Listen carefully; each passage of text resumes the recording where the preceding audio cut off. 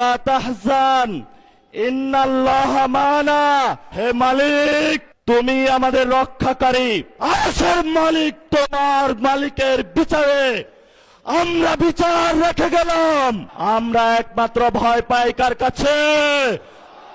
আল্লাহ ছাড়া আমরা কারো কাছে ভয় পাই না। হে মালিক, তুমি আমাদের রক্ষাকারী, তুমি আমাদের রিজিক দাতা। যারা এই বাংলাদেশে জনগণ 17 বছর অপেক্ষা করেছিল, আমাদের অধিকার ছিনিয়ে নিয়েছে, ডাকাতির মাধ্যমে ভাইদেরকে হত্যা করেছে।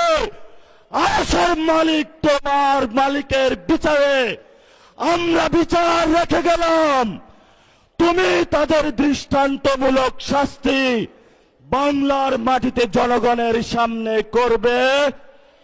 আমরা আজকে তোমার মসজিদের সামনে বিচার রেখে গেলাম। বাংলাদেশের মানুষ হতাশ হবেন না। লা তাহজান ইন্নাল্লাহা মানা। আল্লাহ আমাদের সাথে আছেন, শক্তিমান, ভয় নাই। জয় করব আমরা ইনশাআল্লাহ। দ্বিগুণ হয়ে পার্লামেন্টে যাব। সবাইকে আসসালাম। সবাই দোয়া রাখবেন। আসসালামু আলাইকুম ওয়া রাহমাতুল্লাহ।